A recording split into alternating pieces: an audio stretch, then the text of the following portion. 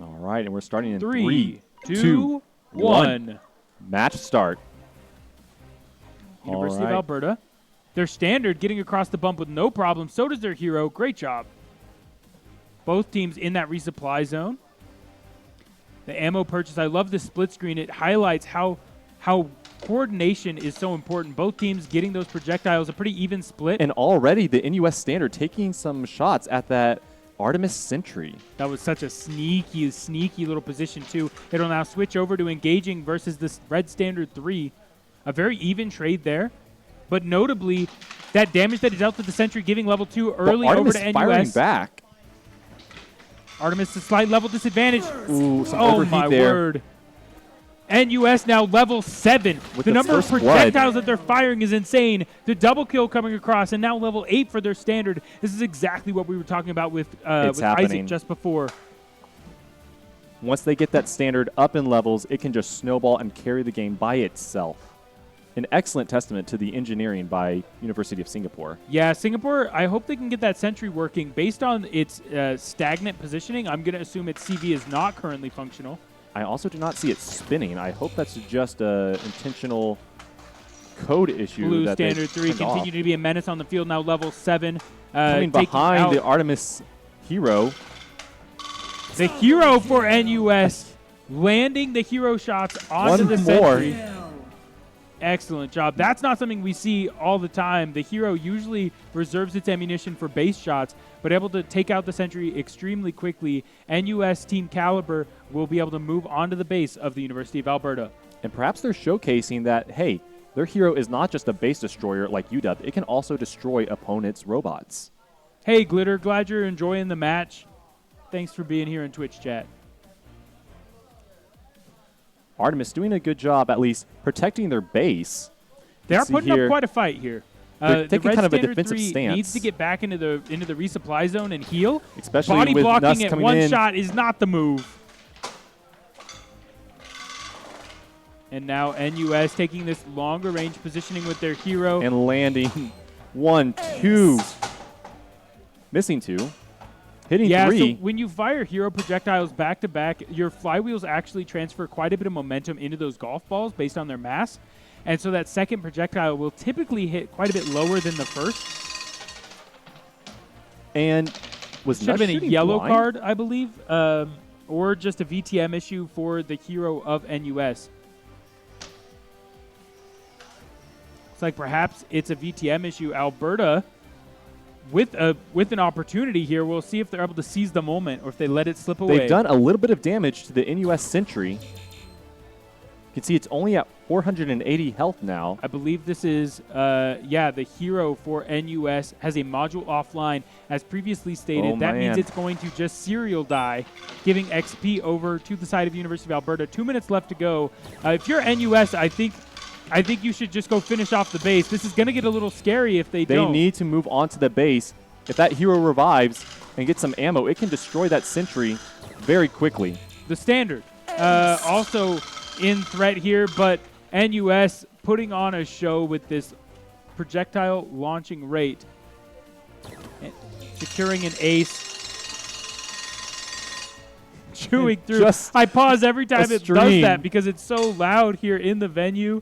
Absolute masterclass of projectile firing rate as they have 1 shot left, 5 health. There it is. NUS takes round 1.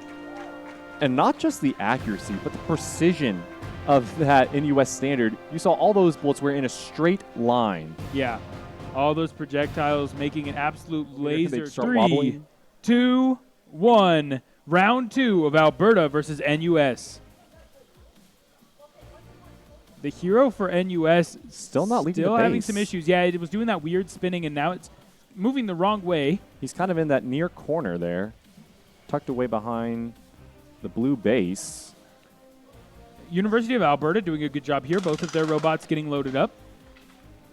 In the cockpit of that blue hero, seems probably a wheel issue. Doing some damage if I had to guess. To the NUS Sentry. Doesn't look like he's able to health turn. is tied right now.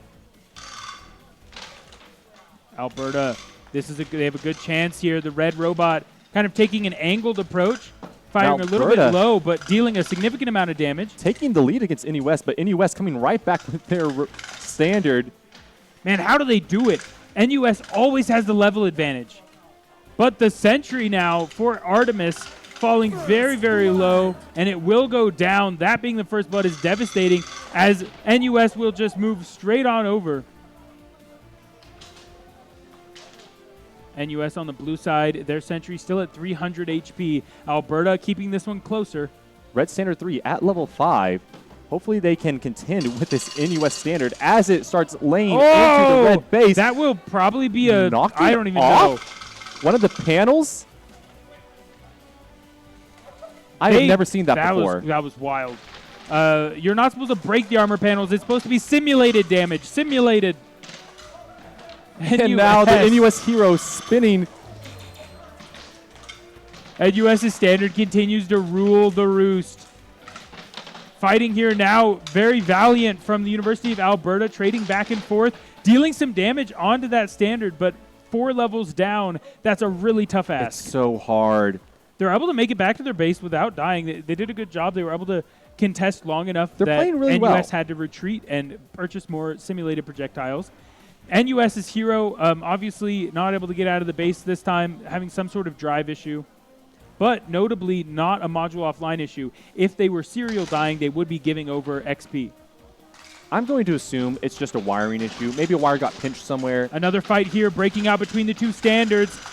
NUS versus Artemis. NUS winning that standard confrontation. And now turning onto the hero, trying to push them away, and then moving across to deal more damage to the red base.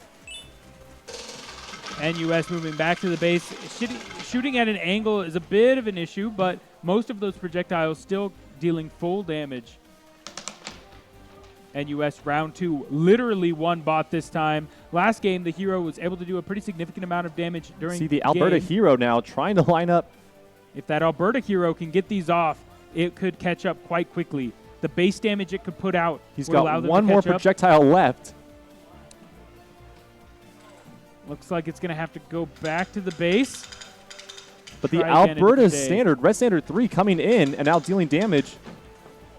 It's firing a little low every time still, but they've got, as you can hear, probably still on the microphones even. NUS just chewing through the red base. Chewing through the literal armor panels. NUS now half base health remaining for Alberta. A third of their health remaining. Alberta trying to come, leaving through the base. I think they're trying to go for a sentry kill on NUS. That's the move. Honestly, you can't body block this. They They're get able it. to get it down. It will now be a base race. Obviously, NUS with the advantage there in the base race. Can Alberta, they do get some chip damage down.